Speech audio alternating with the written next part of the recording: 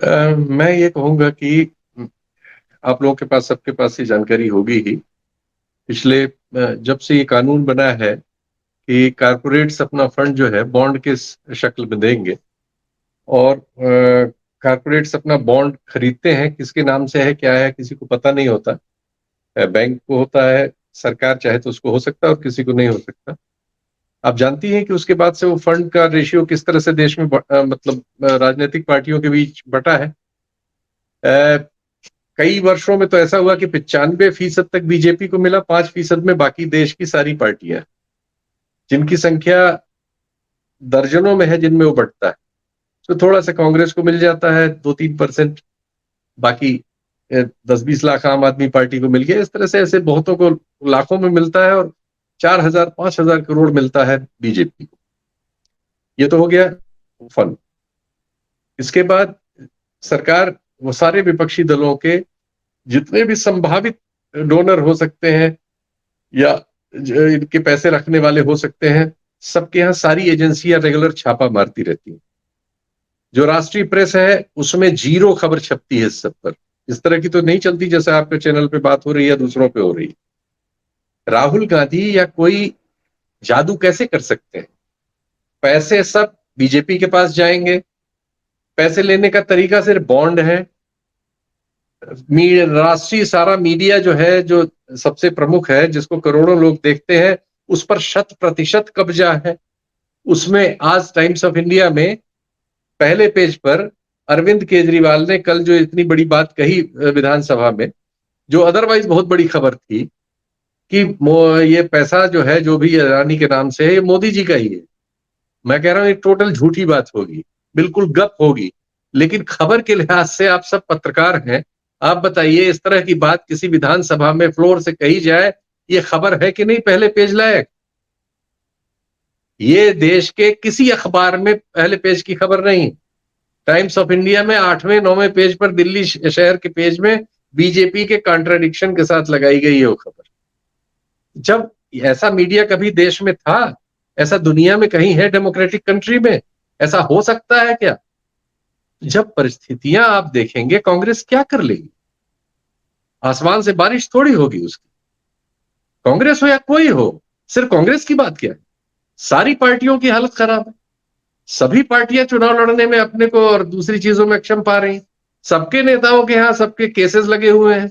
सबके जो भी इकोनॉमिक सोर्सेज हैं, हम आप तो ये सभी लोग जानते हैं कि आज तक जितने भी चुनाव हो रहे हैं, कुछ कम्युनिस्ट पार्टियों को छोड़कर सोशलिस्ट कुछ इंडिविजुअल्स थे। अब तो ऐसे सोशलिस्ट भी नहीं है। कुछ आदर्शवादी लोग हुआ करते थे, कुछ ऐसे घोड़े वाला टाइप एक लड़ते थे चुनाव। एक हम लोगों के जमाने में हर चुनाव में चले जाते थे और मजाक कानपुर में बनता था, एक खबर रहती थी, वो भी मजाक हुआ जाता था। ऐसे इंडिविजुअल्स थे। इनको धरती छोड़ पकड़, के कौन है जो एक हमारा धरती पकड़ भी होते बेसिकली। जो हमारा नियम कायदा है कि इतने में लोकसभा लड़ी जाएगी और इतने में विधानसभा? गोस्वामी जी इतने जमाने के पत्रकार हैं, हम लोगों से सीनियर है। कोई एक आदमी भी है ऐसा जो लड़ सकता है उस सीमा में, या लड़ता है? तो कानूनन तो सब गलत करते हैं, एक। नंबर दो, इस देश में किसी शहर में कोई फ्लैट पूरे के पूरे व्हाइट में कभी बिकता खरीदा जाता है? ऐसा कोई प्रॉपर्टी है? दिल्ली में आप हम रहते हैं, दिल्ली में कोई प्रॉपर्टी है जो पूरी की पूरी जो उसकी रकम सही में लेन देन हुई हो उतना व्हाइट में हुआ हो? कहीं 60%, कहीं 40%, कहीं 80% ब्लैक का पैसा है सबका। हम लोगों के एक बड़े अच्छे दोस्त थे, एक जमाने में प्रधानमंत्री कार्यालय में मतलब बहुत सीनियर पोजीशन में रहे। हम लोग जब पत्रकारिता में, तब मुख्यमंत्री के सलाहकार थे, बहुत बड़े आदमी थे, नाम नहीं लूंगा लेकिन हम सब जानते हैं, बड़े सम्मानीय है। अब आपने इशारा कर दिया, आप समझ ही गए होंगे, प्रधानमंत्री कार्यालय में सबसे बड़े ओहदे पे रहे। डिफेंस में उन्होंने घर लिया था, डिफेंस में या फ्रेंड्स कॉलोनी। और मुझे अच्छी तरह से याद है, कहते क्या करें शीतल, ये बहुत मुश्किल है, ये वाला जो काम होता है, ये पाप करने में। जिंदगी में अच्छे ईमानदार भले आदमी रहे, और अभी होंगे वो बहुत नेक आदमी, बड़े अच्छे। उनको भी देना पड़ा था ब्लैक, ब्लैक दे के खरीदा। लेकिन अब अगर कोई पकड़ना चाहे तो किसको? एक आदमी नहीं शहर में बचेगा जो इस चीज में नहीं पकड़ा जा सकता। इसलिए हर आदमी उस चीज को जानते हुए अनदेखी करता है, वरना वो चीज है। दिल्ली में ही इतने देश भर में बुलडोजर और फलानी चीजें चल रही हैं, दिल्ली में एक कॉलोनी है जिसका नाम है सैनिक कॉलोनी, तो सैनिक फार्म्स, टोटली इलीगल, दिल्ली के हार्ट में है। लेकिन चूंकि जो भी देश में सबसे प्रमुख लोग हैं किसी भी क्षेत्र सबसे के, महंगे वालों में से है, उनके सब लोग वहीं रहते हैं या उनके पास है, वो रहना एक एसेट है, वो सब करोड़ों में लिखे पढ़े जाते हैं। उसमें से एक भी रजिस्ट्री जो है रियल है? वो पूरी की पूरी कॉलोनी ही जाली है। रियल से छोड़ दी, उसका बिजली कनेक्शन जाली है, उसका रोड जाली है, वो उसका रजिस्ट्री जाली है, उसकी वैल्यू जाली है। यही है दिल्ली में। इतनी सरकारें आई गई, कभी किसी ने इस पे तो सुप्रीम कोर्ट और सब जगह इसको ठंडे बस्ते में सब डाल देते। तो देखिए बहुत सारी चीजें हमारे जैसे देशों की रियलिटीज। हम एक डेवलपिंग कंट्री दुनिया में जितने हैं उनकी इस तरह की बड़ी क्रूर रियलिटीज होती। अगर कोई सेटअप ऐसा आ जाए जो ये इनके बहाने अपने विरोधियों को चित्त करने लगे, तो विरोधी को चित्त किया जा सकता है। ये तो बहुत आराम से अपने वाले को छोड़ के दूसरे वाले को अगर पकड़ने का हमारे पास हो, अपना ये हो कि भाई आज ममता बनर्जी ने शो किया है प्रेस कॉन्फ्रेंस में, कपड़े धुलाई वाली मशीन रखी और उसमें एक काली शर्ट डाली और फिर सफेद निकाली, कहा बीजेपी ये करती है। अगर आप बीजेपी में चले गए तो काली शर्ट सफेद हो जाती। तो ये सब फैक्ट हमारे आपके सामने है। तो कोई कांग्रेस बेचारी क्या कर सकती है? 4000 किलोमीटर राहुल गांधी पैदल चला है, ये तो कभी इतिहास में हमारे यहां नहीं हुआ। और टी शर्ट पहन के श्रीनगर तक चला गया। हिंदी उसकी भाषा नहीं है, उसकी भाषा अंग्रेजी है। मोदी जी ने अभी मिसेस को क्या पढ़ा था? MRS, जबकि वो टेलीप्रॉम्प्टर से पढ़ते। टेलीप्रॉम्प्टर से उनके पढ़े गए भाषणों में 20 गलतियां आप निकाल सकते।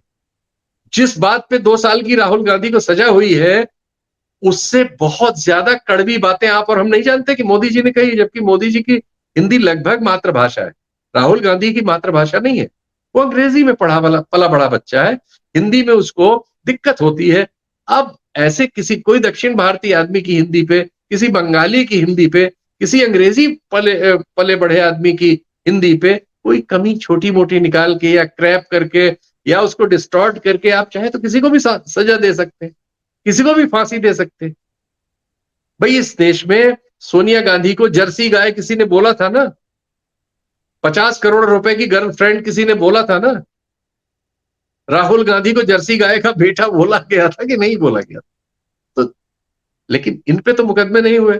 मैं ये नहीं कह रहा हूं कि इन पे होने नहीं चाहिए। 2014 के चुनाव के दौरान की मैं एक बात बता रहा हूं कि हमारे परिवेश में ये सब हुआ, बहुत बार हुआ, लेकिन वही है कि जो पकड़ा जाए वो चोर, बाकी सब साहूकार।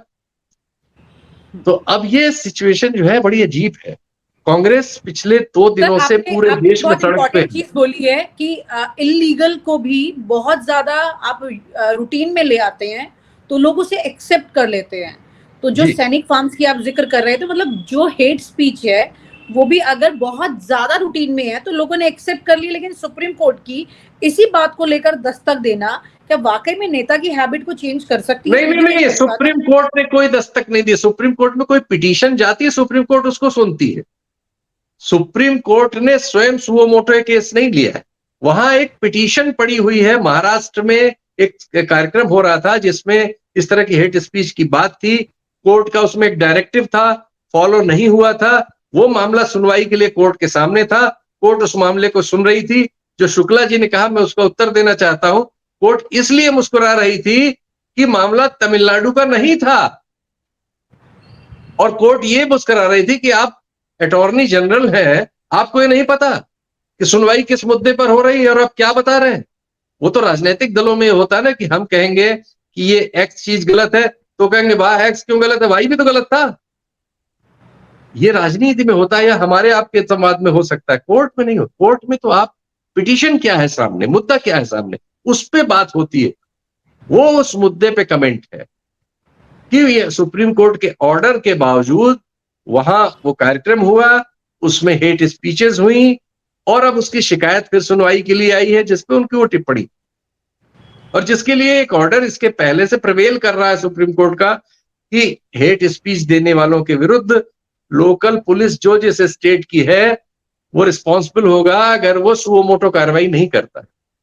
लेकिन जैसा मैंने कहा कि कहीं सुओ मोटो कार्रवाई नहीं हो रही है, न तमिलनाडु में हो रही है, न दिल्ली में हो रही है, न महाराष्ट्र में हो रही, जहां का मैटर सामने था। ये प्रॉब्लम।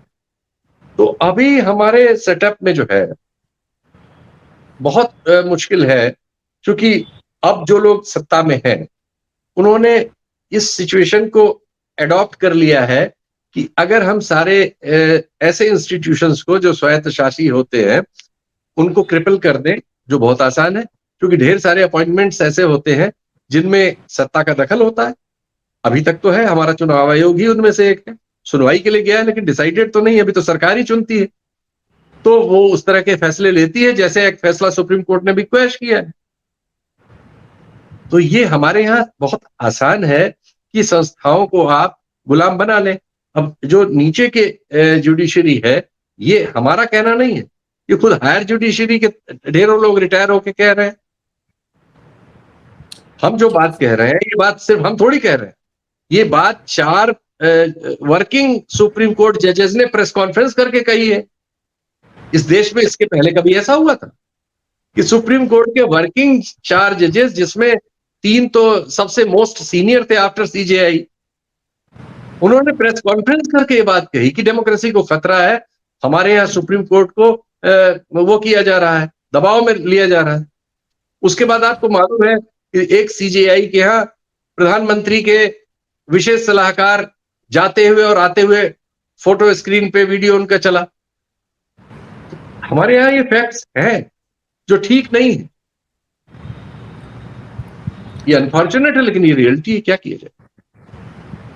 बिल्कुल सर, लेकिन भले ही अब इस वक्त ये इस केस में स्पेशली इसी बात का जिक्र ना हो, लेकिन हाँ एक बहुत इम्पॉर्टेंट चीज़ है, एक मैसेज तो जाता है कोर्ट में, एक भी अगर शब्द बाहर आता है तो उसका मैसेज जाता है नेताओं के पास। अगर ये मैसेज जा रहा है कि भाई हेट स्पीच को लेकर के कोर्ट भी कुछ कह रहा है, तो कम से कम उसमें हम ये नहीं कह रहे कि फैसला है, लेकिन हाँ कोई भी अगर रिमार्क आता है वो बहुत इंपॉर्टेंट है। जी सर। एक बात और बोल दूं, इससे रिलेटेड है, छूट जाएगी। सुप्रीम कोर्ट बाकायदा ऑफिशियली रिलीज कर रहा है इंटरनेट पे कि एक्स जज को हम 3 बार भेज चुके हैं, उसकी फाइल गवर्नमेंट नहीं क्लियर कर रही है। वाई जज को हम ट्रांसफर नहीं करना चाहते, गवर्नमेंट कह रही नहीं, इनको इस हाई कोर्ट से हटाओ, हटाना पड़ा। इस लेवल का इंफ्लुएंस खुद सुप्रीम कोर्ट ने अपने वेब पेज पे डाला हुआ है, डिटेल्स है। और यही दिल्ली में थे वो जज साहब जो आज एक हाई कोर्ट के चीफ हैं, उनको सुप्रीम कोर्ट नहीं आने दे रही सरकार। भाई ये फैक्ट्स है, इस तरह का वातावरण। इसके देखिए, एक आध मामलों में झगड़े तब भी हुए, अब भी हुए। ये सच है कि कांग्रेस के जमाने में जो हंसराज भारद्वाज नाम के मंत्री थे, बहुत सारे लोगों को उन्होंने जज बनाया और बहुत सारी गड़बड़ियां उन्होंने भी की।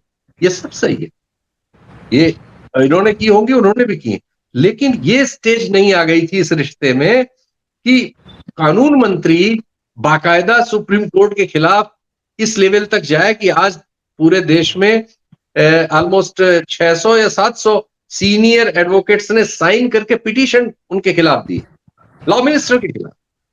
4 जजेस, वर्किंग जजेस प्रेस कॉन्फ्रेंस करें, कई रिटायर्ड सुप्रीम कोर्ट के जजेस ये कहें कि अब सुप्रीम कोर्ट में सरकार के हाई अप्स के खिलाफ फैसला करने की ताकत नहीं है।